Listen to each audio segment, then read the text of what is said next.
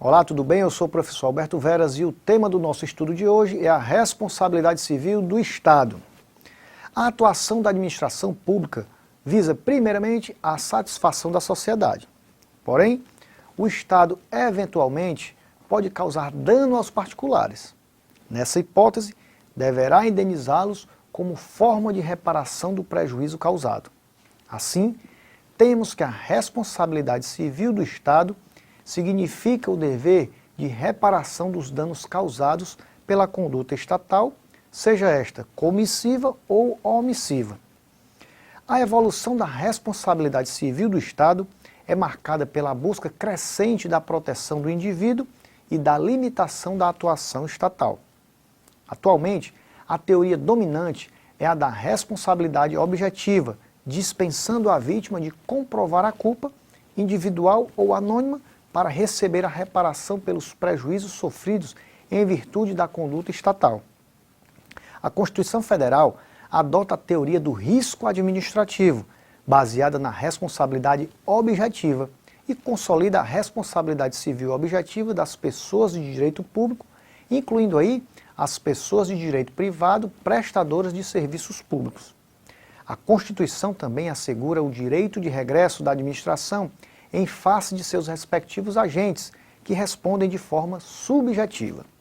Assim, temos que a regra é a responsabilidade objetiva das pessoas de direito público e das pessoas de direito privado prestadoras de serviços públicos, bem como a responsabilidade pessoal e subjetiva dos agentes públicos. A responsabilidade civil do Estado pode derivar de danos causados no âmbito de relações jurídicas contratuais ou negociais, nas quais o dever de ressarcimento pressupõe a existência de vínculo negocial especial válido e a inexecução contratual pelo Estado. A responsabilidade do Estado surge também no âmbito extracontratual, quando relaciona com os danos causados por atuações estatais voltadas aos cidadãos em geral. A responsabilidade civil objetiva do Estado e das pessoas jurídicas prestadoras de serviços públicos, previstas no artigo 37, parágrafo 6º da Constituição Federal, é de índole extracontratual, uma vez que menciona danos causados a terceiros, ou seja, pessoas que não possuem vínculo específico com o causador do dano.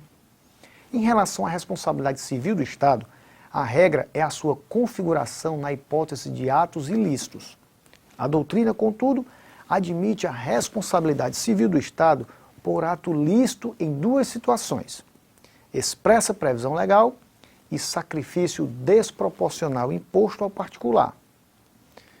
E quais são os pressupostos das responsabilidades civil do Estado, professor? É uma boa pergunta. A configuração da responsabilidade objetiva do Estado pressupõe três elementos: o fato administrativo, que é a conduta comissiva ou omissiva atribuída ao poder público, o dano e o nexo causal. São causas excludentes do nexo causal, decorrente da responsabilidade civil do Estado em relação aos danos causados por seus agentes públicos, as seguintes. Primeiro, fato exclusivo da própria vítima. Segundo, fato de terceiro que não possui vínculo jurídico com o Estado. E terceiro, o caso fortuito e força maior. A força maior exclui a responsabilidade civil do Estado quando descaracteriza o nexo de causalidade entre o evento danoso e o serviço público. É possível a responsabilidade civil do Estado por omissão, professor? Esse tema é bastante polêmico na doutrina. O posicionamento majoritário é de que a responsabilidade civil do Estado em relação às omissões juridicamente relevantes será objetiva. No entanto, só haverá responsabilidade nos casos em que o Estado tem a possibilidade de prever e evitar o dano, mas permanece omisso. Nas omissões genéricas, em virtude das limitações naturais e da inexistência do nexo de causalidade, não há que se falar em responsabilidade estatal. Vamos encerrar nossa aula falando da responsabilidade dos agentes públicos. A Constituição Federal estabelece a responsabilidade pessoal e subjetiva dos agentes públicos, exigindo a comprovação do dolo ou da culpa.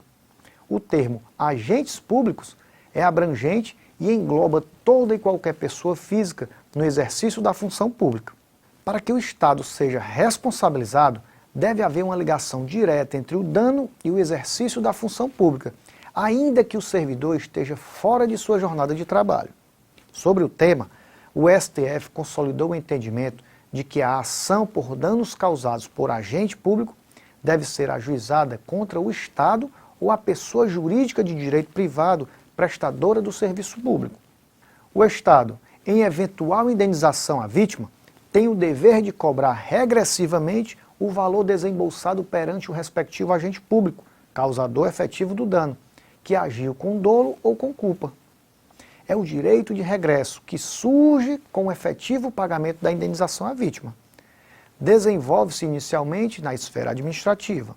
Ausente o acordo, o poder público deverá propor a ação regressiva judicial em face do agente público culpado. É com essa observação que terminamos a nossa aula de hoje. Não deixe de consultar o material disponibilizado em sua área do aluno para aprofundar ainda mais os seus conhecimentos. Dedique-se e vença na vida. Estudar é evoluir. Até o nosso próximo encontro e bons estudos.